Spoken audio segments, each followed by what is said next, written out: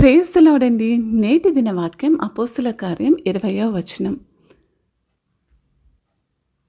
నీవు లేచి క్రిందకి దిగి సందేహింపగా వారితో కూడా వెళ్ళుము, నేను వారిని పంపియున్నానని అతనితో చెప్పెను. చిన్న ప్రార్థన చేసుకుందాం. మహాపరిశుద్ధుడకు దేవ, వాక్యం యొక్క మర్మములను మేము గ్రహించుకున్నట్టు మాకు సహాయం చేయండి తండ్రి. యేసు నామములో ప్రార్థిస్తున్నాను తండ్రి, ఆమెన్. మనమందరము కొన్నిసార్లు భవిష్యత్తు కోసం ప్రణాళిక వేసుకోవాల్సిన అవసరాన్ని ఎదుర్కొంటాం. మన వ్యక్తిగత జీవితాల్లో, అలాగే మన వృత్తిపరమైన ప్రమేయంలో కూడా మనం దీనిని ఎదుర్కొంటాము. పేతురు అన్యజనులకు సువార్త తీసుకువెళ్ళిన సందర్భంలో అనేక కీలకమైన ప్రణాళికలను మనం చూడవచ్చు. ఈరోజు కొద్ది క్షణములు దాన్ని ధ్యానిద్దాము. కైసరులో కొర్నేలి అనే అన్యుడు దైవభక్తి గల ఒక వ్యక్తి ప్రార్థన చేస్తుండగా దేవుని దూత ఒక దర్శనంలో కనిపించి పేతురును పిలిపించడానికి కొంతమందిని యొప్పేకు పంపమని చెప్పాడు. వెంటనే అతడు 3 సైనికులను పంపాడు. మరుసటి రోజు చర్మకారుడైన సీమోను ఇంట్లో ఉన్న పేతురు ప్రార్థన చేస్తున్నాడు. పేతురుకు ఆకలి వేసింది. భోజనం సిద్ధం చేస్తుండగా పేతురు ఒక పెద్ద దుప్పటి లాంటి వస్తువు ఆకాశం నుండి క్రిందికి దించబడటం చూశాడు. దానిలో 4 కాళ్ళ జంతువులు మరియు పాకే జీవులు ఉన్నాయి. ఈ జంతువులను మరియు జీవులను యూదులు అపవిత్రమైనవిగా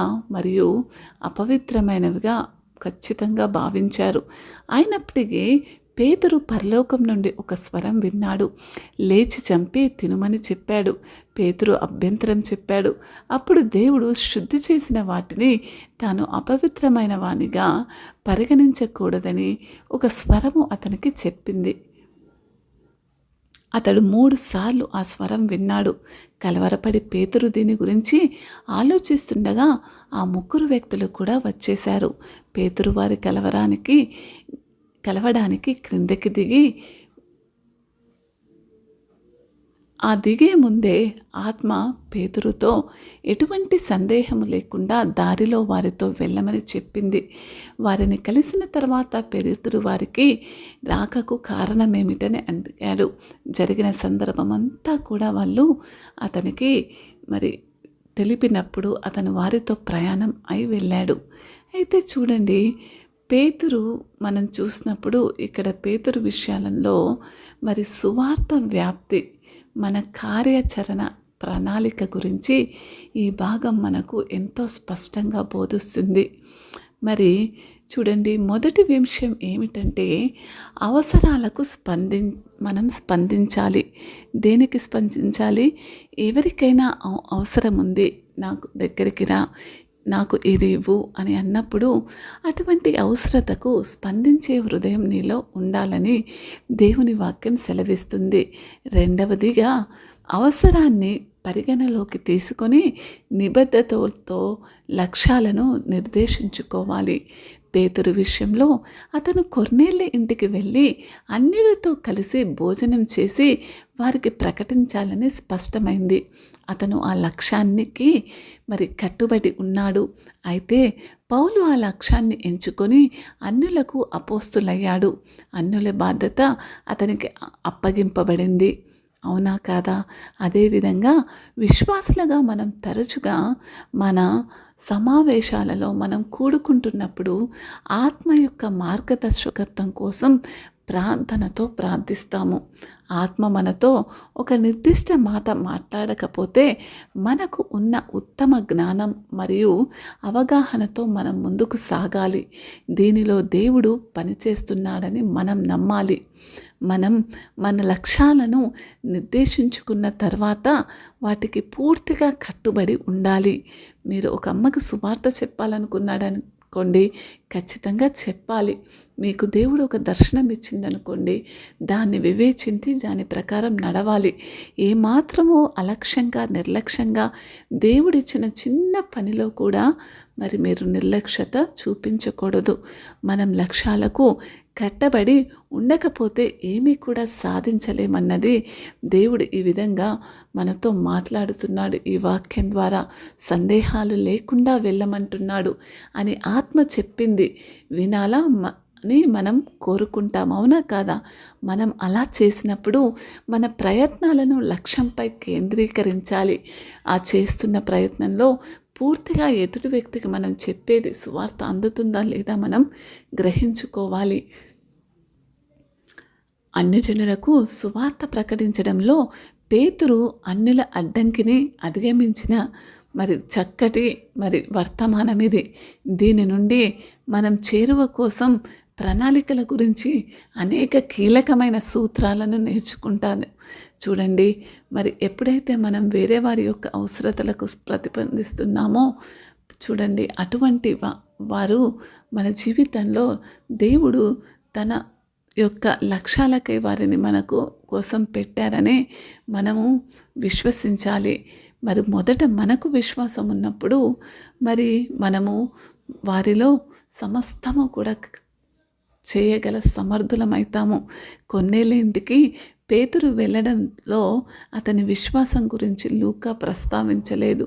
అయితే ఆ స్వరం తనకు ఏమి చెప్పిందో పేతురు అర్థం చేసుకున్నాడు, అతడు నమ్మాడు. ఇది చాలా చరిత్రాత్మకంగా సందర్భం. ఆ స్వరం తనకు ఏమి చెప్పిందో దానిపై పేతురుకు పూర్తిగా దృఢమైన విశ్వాసం ఉంది, ఏర్పడింది కూడా. ఆ స్వరం విన్న వెంటనే అతను సాధారణంగా తినని ఆహారాన్ని తినమని అడిగాడు. అంతేకాదు అన్యులతో కలిసి తినమని అడిగాడు దేవుడు. కొన్నిసార్లు మనకేమవుతుందంటే ఆత్మతో మనతో ఈ విధంగా వస్తువు రూపకంగా కూడా మాట్లాడుతుంది. అలాంటి సందర్భాలలో నమ్మడం కష్టం కాదు.